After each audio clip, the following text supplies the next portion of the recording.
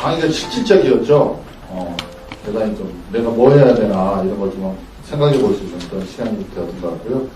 자, 구강 토론 주제는 내 의견이 최대한 정치에 반영되려면, 질문할까요?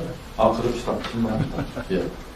질문 좋습니다. 질문 좀 짧게 한 두세 개 하고 하는 게 훨씬 아까도 해보니까 도움이 되는 것 같습니다. 예. 질문해 주시죠. 대표님이 한국의 자살률 설명을 하시면서 삼권 분립이 안 되고 대의제가 한계가 있기 때문에 자살률이 좀 늘어났다고 그렇게 말씀을 하셨는데 그 연관성에 대한 그 대의제의 문제와 자살률이 증가하는 문제에 대한 서로 연관성에 대한 설명을 좀 또 한 가지는 우리의 투표 방법 중에 모바일 투표가 가능한 헌법 개정할 수 있는 방법은 없는지 모바일은 사실 전 국민이 지금 전부 다 갖고 있는 그런 전자기기인데 그걸 이용하면 훨씬 더 국민투표 쉽게 할 수 있을 것 같다는 생각이 드는데 그 두 가지 문제에 대해서 질문 좀.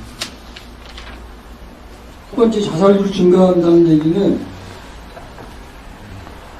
사람이 생존을 태어난 존재인데 자기 목숨을 자기가 끊는다고 하는 거는 절망적이라는 얘기라고요. 그리고 주변에 나를 도와줄 사람이 없다는 걸 표현하는데 현대사에서는 시간이 가면 갈수록 이 가족관계가 해체가 돼요.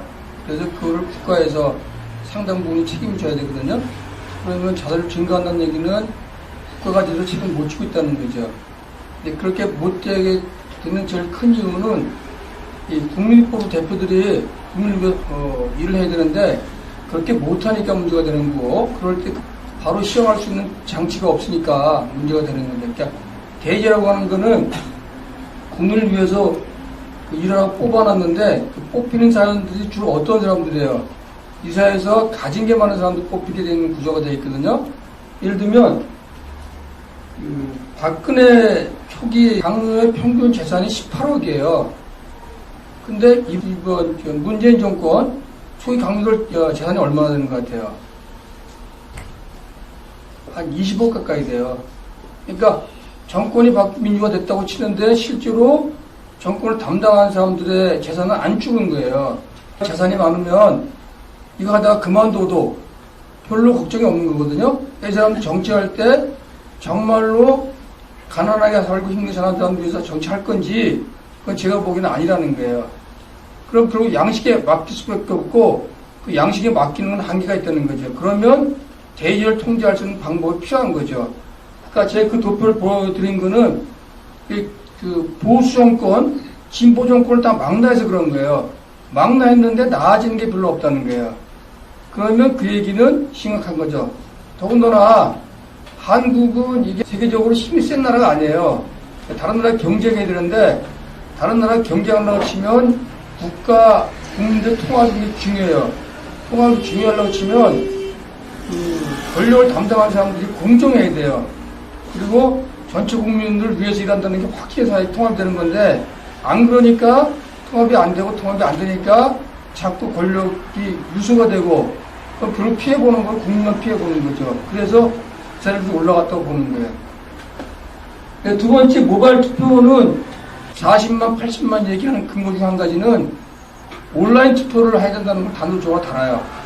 1차적으로 선거법 할 때 모바일 투표 가능한 조항을 집어넣어야 되겠죠. 또 다른 분 혹시 더 없습니까? 예. 그러면 구강 토론, 앞에 다 나와 있죠?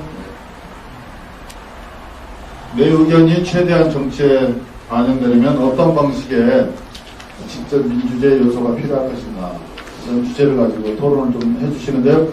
자, 여기 보세요. 이 국민들이 분노해가지고 국회의원 특권을 지원하자는 요구를 해서 그 설문조사를 했어요. 그 지원해야 된다가 무려 95%야. 기자가 88%예요. 지원할 필요가 없다가 국민이 일반인 5%야. 근데 기자는 11.9%야. 그럼 거의 국민의 90% 이상이 국회의원 특권 지원해야 된다는 거죠. 근데 그 지원이 안 되고 있잖아요. 왜 안 되고 무슨 방법으로 지원해야 돼요? 국민소환제는 선거 때만 내면 나와요. 근데 관리한 측 뭐라 그러냐면 우리가 국회는 워낙 특권이 많고 부패하기 때문에 스스로 국회의원의 특권을 내려놓게 하겠다. 그리고 국민소원제를 발의해요. 그래서 4년 동안 그냥 잠자고 있다가 자동 폐기가 되는 거를 17, 18, 19, 20대 국회까지 하고 있어요. 뭐 14년 동안. 그러니까 절대로 가지 않기 때문에 직접 표현한다. 여기 보시죠. 국민소원제, 아예 국회에서는 이제 얘기 안 해요. 국회 개헌에도 물건 나왔어요. 자, 이것도 재미있는 통계인데 보시면, 이 자살률이 있죠? 김영삼 때 쭉 올라가다가, 잠깐 내려갔다가, 계속 올라가죠. 김영삼, 김대중, 노무현, 이명박 때 약간 차이가 있으면 어떻게 돼요? 계속 올라가요. 이게 무슨 얘기예요? 누가 정권을 잡아도 국민 생활은 나아지지 않는다는 거예요. 이 나아지지 않는 이유가 뭐냐? 여러 가지 있지만 그중 한 가지가 대의제가 지금 작동되지 않고 대의제를 견제하는 삼권 분립이 작동되지 않기 때문에 이런 일이 벌어진다라고 보니까 시형적으로는 이 대의제를 손보고 삼권 분립 손보고 대의제 손볼 수 있는 지점을 강하지 않는 한 이 문제는 풀어지지 않는다는 것을 통계로 보여주는 거예요. 그래서 이제 결론은 국가 발전을 위해서는 주권자가 직접 견제 장치를 만드는 게 절실하다. 그러니까 읽어볼게요. 대의제는 선출직 공직자에게 다음 조건까지 막대한 권력을 부여한다. 그래서 근대 대의제에서 군주직을 지키기 위해서 삼권 분립으로 행정부 권력을 견제하고자 했다.